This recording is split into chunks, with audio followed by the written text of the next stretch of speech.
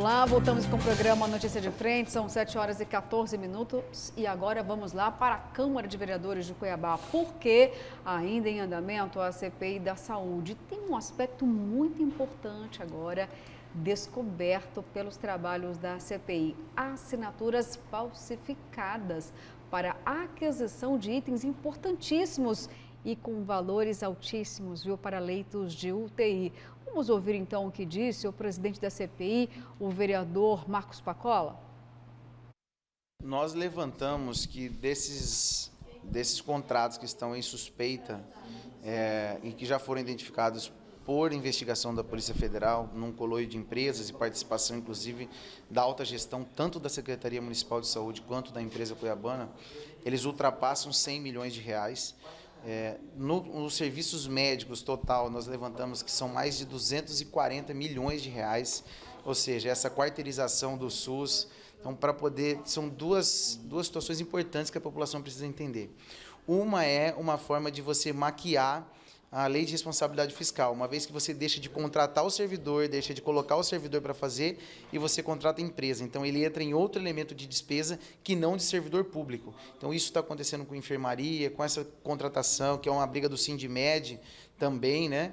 Então, é um problema. E isso também direcionou para esse coloio de empresas um volume muito alto de recursos. E aí, essas assinaturas deram viabilidade para que essas contratações acontecessem. Lembrando que são assinaturas falsificadas de servidores que estavam, na época, em funções dentro da Secretaria Municipal de Saúde. Chegar ao autor, talvez só um exame pericial, alguma coisa nesse sentido, para poder identificar quem seriam os autores da falsificação.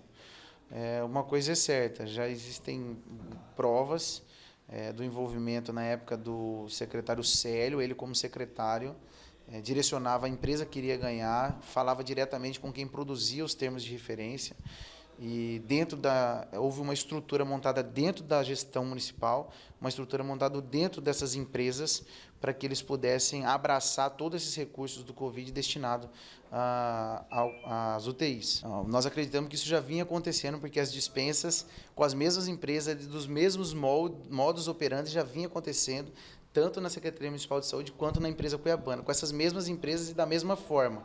Quanto houve de falsificação ou não, nós saberemos ao final das oitivas da CPI. Nós estamos ouvindo todos os envolvidos nesse processo. E outro ponto também já identificado pela CPI é que a taxa de ocupação das UTIs terceirizadas, lembrando, as UTIs recebiam por leito disponível, ou seja, com paciente ou sem paciente, ele recebia um valor fechado por dia, por leito de UTI. E eles ocupavam as UTIs municipais com quase o dobro das UTIs terceirizadas, quando na verdade não tinha lógica, então já caminha para uma fraude também na execução, ou com pessoas ligadas ao NIR, o Núcleo Interno de Regulação, ou a própria gestão desses hospitais que direcionavam para poder economizar na onde era terceirizada, para que pudesse ter maior lucratividade na execução desses contratos. Olha só, gente, gravíssima, viu? Apuração até o momento, se houver a comprovação de assinaturas falsificadas em documentos da Secretaria de Saúde de Cuiabá, porque essas assinaturas deram legalidade para aquisições, viu, professor, de inúmeros materiais para a UTI. Portanto, o vereador, através da CPI, solicitou o exame grafotécnico, que é o que tem condições de revelar se de fato as assinaturas foram falsificadas. Durante as oitivas é que os servidores disseram, olha, não reconheceram, viu, professora? Essa assinatura aqui não é minha, ela foi falsificada. 2 servidores até o momento disseram isso. E vou lembrar aqui que, de acordo com o Código Brasileiro, o Código Penal, o artigo 297, é crime falsificação de assinaturas em documentos públicos, pode render prisão, professor, de até 5 anos. Exatamente. Eu acho que a resposta está exatamente aí para confirmar ou não essa situação, para que possa nos dar a prova cabal, se houve, se não houve crime de estelionato, né? No caso específico aí da falsificação de assinaturas, é o exame grafotécnico, né? A partir dele nós teremos exatamente essa leitura. Mas isso não apaga algo que é importantíssimo, até porque já se desvelou, já nos mostrou de que realmente impera e sempre imperou, né? Por que não dizer na esfera federal, na esfera estadual, na esfera municipal, que não é diferente, né? Um sistema vicioso, muito grande, né? E a configuração, sobretudo, de conluio, né? Ou seja, empresas que há anos, de certa forma, né, fazem uma divisão de mercado a seu favor, né? Dentro dos processos licitatórios. São as mesmas que fornecem os mesmos medicamentos e jogam o tempo todo com o Estado, jogam com o governo federal, jogam com o município, que não é diferente, né? Então, isso existe em meio a uma pandemia como nós tivemos muitos casos exatamente de superfaturamento, casos de falsificação agora, possível falsificação de assinatura, né? O sistema está podre. O sistema está podre. E aquele que entra no sistema para tentar fazer essa correção do sistema é banido. Você se lembra muito bem da secretária municipal de saúde que foi banida. Ela pediu para sair porque ela disse, não dá, o que tem de fraude, o que tem de podridão dentro do sistema é algo absurdo. E para piorar a situação, na maioria das vezes, com a conivência de pessoas, ou até mesmo de vereadores, né, que simplesmente são coniventes com o sistema, coniventes em todos os sentidos com esse próprio sistema podre, né, que rege muitas áreas importantes aqui do nosso município, do nosso estado e do nosso país. Então, é algo gravíssimo, sem dúvida alguma, precisa ser apurado por meio do exame grafotécnico, né? Mas aí fica a seguinte pergunta no ar: onde está o Célio? Aonde ele está? Onde estão as pessoas que já foram acusadas de outros processos, né? De certa forma já provado que tem problema com a justiça, né? Que realmente houve desvio, que houve corrupção, né? Houve má fé em determinados processos, né? Causando um dano gigantesco para o erário público. Cadê essas pessoas? Estão presas? Ou estão de torneios eletrônicos? São candidatos a deputado estadual. O Célio é candidato? Não, ele não. Mas alguns são candidatos a deputado. Tá, porque aí eu vou emendar uma pergunta, né? O senhor disse onde está o Célio e eu pergunto, e o patrimônio dele? E o dinheiro dele? Já levantou? Porque as investigações ainda seguem em curso.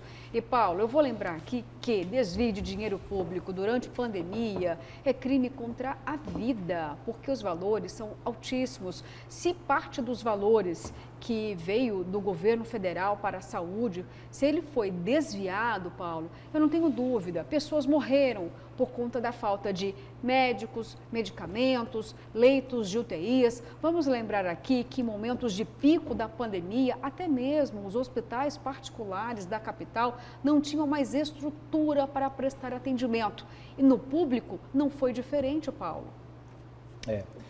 Mas aí tem uma pergunta, especialmente os que pretendem disputar aí o cargo eleitoral, eles tiveram algum julgamento da justiça? Não tiveram, eles estão livres para fazer o que bem entender aí.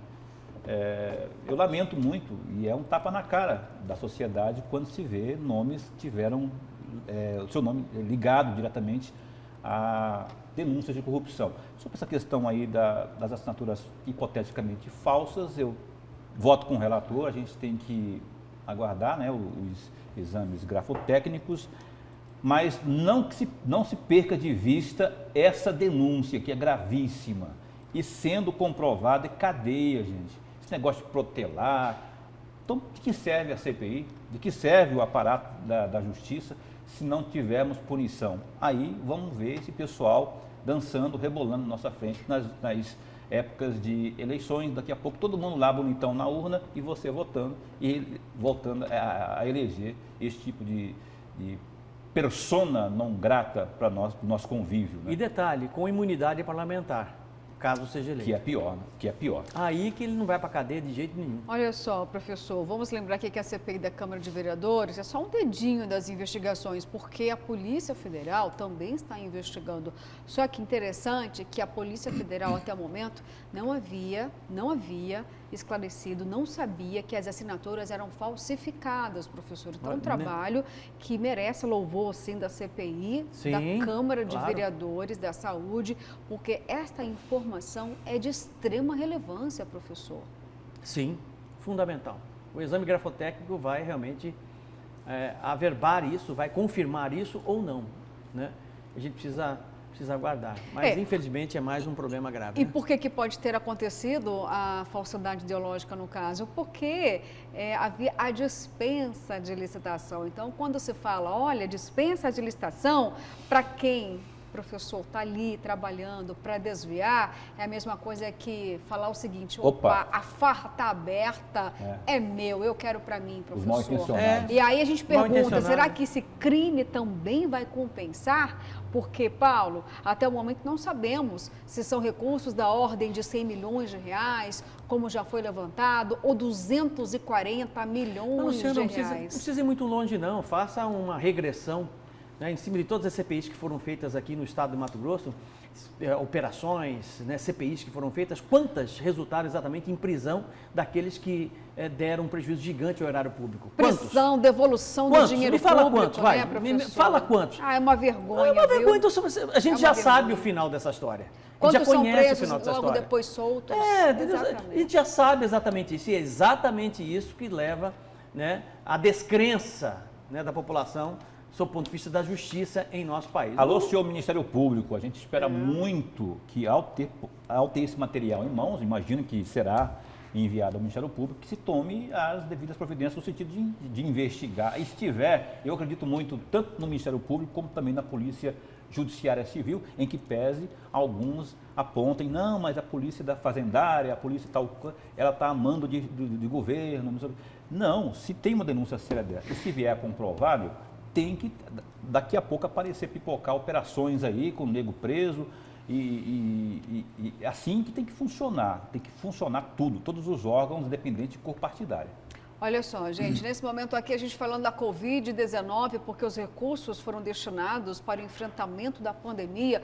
Então agora nós vamos com a repórter Nayana Bricá, porque passou lá por Várzea Grande, professor, e existe um clamor, viu, Paulo? Um chamamento da população para as vacinas. Vamos então com a Nayana, que vai contar tudo para a gente em relação a esse importante chamamento lá em Várzea Grande.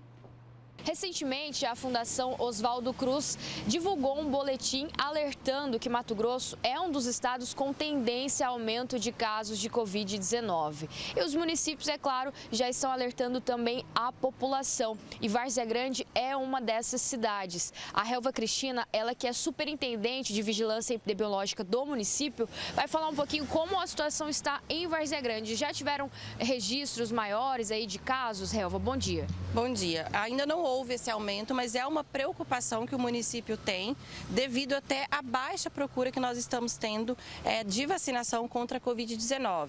Né? Então, em crianças, né, a segunda dose é um número expressivo ainda que não foi completado o esquema, e também a dose de reforço para os idosos que foi liberada agora acima de 60 anos. Em relação a essa baixa procura, isso acaba refletindo em outras vacinas também? Então, reflete, nós estamos também com uma baixa procura para a vacina da gripe, né, que é da influenza, e também até da tríplice viral. É uma cobertura, né, então a gente observa que a cobertura vacinal, independente do tipo de vacina, vem diminuindo. Isso foi prorrogado? O Ministério da Saúde acabou prorrogando por conta dessa baixa procura? Exatamente. O grupo prioritário, houve uma prorrogação desse período por mais 20 dias, então o Ministério prorrogou por mais 20 dias para dar oportunidade para essa população que é do grupo prioritário, ou seja, tem tendência a pegar a doença e sim ter o seu agravamento e levar até o óbito para que eles tenham mais oportunidade. E existe aí a expectativa para abrir para a população toda essa vacinação da influenza e também do sarampo? Geralmente há uma abertura para o público em geral da influenza, porém nós esperamos o Ministério da Saúde dar essa liberação. Em relação à Covid-19, para a gente finalizar, tem uma orientação para a população voltar ao uso de máscaras? Então, a orientação que a gente faz é que as pessoas completem o seu esquema vacinal. Quem não fez a primeira, segunda, terceira e a quarta dose, que procure nossas unidades. Nós estamos em 16 unidades no município de Várzea Grande, né, para estar ofertando essa vacina da Covid-19 e também no shopping de Várzea Grande, com horário diferenciado, das 10 às 18 horas e sem intervalo para o almoço. Só para a gente reforçar, então, quais são as vacinas disponíveis e quem é que tem direito à quarta dose? A quarta dose, nós temos a vacina da Covid-19 para o público acima de 60 anos, então é um grupo muito expressivo e a gente pede que essa população procure, né? Nós temos as vacinas, todas as vacinas da Covid-19 nós temos no nosso estoque. Pô, gente, dado o recado aí, você sabe o seu compromisso com a sua saúde, por favor, atenda, né? Nós todos precisamos ter mais empatia. E falando ainda em Covid, quem está com a Covid-19, professor e Paulo, é o ex-presidente Lula, a esposa dele, Janja. Inclusive, tem até postagem no Twitter para falar sobre a contaminação com a Covid-19. Já temos aí na tela a imagem do Twitter do ex-presidente Lula. Daqui a pouquinho a gente coloca aí para você, mas olha, o ex-presidente ele passa bem, quem esteve sofrendo um pouquinho mais, viu, com a contaminação da Covid, foi a esposa do presidente Janja. E a postagem que ele fez no Twitter coloca exatamente isso, tá? Que o ex-presidente e sua esposa foram diagnosticados com Covid-19, os dois estão bem, o ex-presidente é assintomático e Janja com sintomas leves. Ficarão em isolamento e acompanhamento médico nos próximos dias. A postagem, então, também mostra aqui o documento assinado pelo médico, o Roberto Calil, em relação ao diagnóstico do ex-presidente Lula. Olha só, professor e Paulo, nesse momento aqui vale apelar pela consciência, né? Lembra, nós tínhamos inúmeros decretos antes, exigindo o uso da máscara e colocando aí uma vírgula, né, professor, nas aglomerações. As aglomerações voltaram, então é importante que as pessoas tenham consciência, façam uso da máscara, álcool gel ainda. Independente, e né? também, professor, a imunização é importante. Né? Perfeito, Luciana. Independente de decretos, né? Decretos de governo, para que você utilize as medidas de biossegurança, é importante essa retomada. Na semana passada eu já voltei a utilizar a máscara, né? Por conta exatamente das pessoas próximas estarem com Covid. Enfim, o aumento significativo no estado do Mato Grosso, aqui em Cuiabá, de pessoas contaminadas, né? Ela está aí, a gente vai ter que conviver com esse vírus aí para daqui nos próximos anos, sem dúvida alguma. O Lula agora não vai poder andar pelas ruas por conta da Covid-19 nos próximos 7 dias, ele com a sua esposa, com a Janja, né? E eu torço para que ele realmente fique bom o mais rápido possível e possa participar desse processo democrático. O nome disso que citou aqui o professor Haroldo é empatia, não é? Concordando ou não concordando com as ideias do Lula? Nada a ver, né? Nada a ver. São seres humanos, ele e a Janja, que se recuperem logo. Temos que fazer lembrança, sim, no contexto político, há que se lembrar da frase antológica aí do Lula, ainda bem que a natureza criou esse monstro chamado coronavírus. Está aí a internet que não deixa ninguém mentir. Mas é por isso que nós vamos desejar o mal para o Lula. Vamos esperar que ele se recupere junto com a esposa. Agora, eu quero fazer um adendo aqui, Luciana, bem breve. Estamos no ano eleitoral, ano de muitas aglomerações políticas.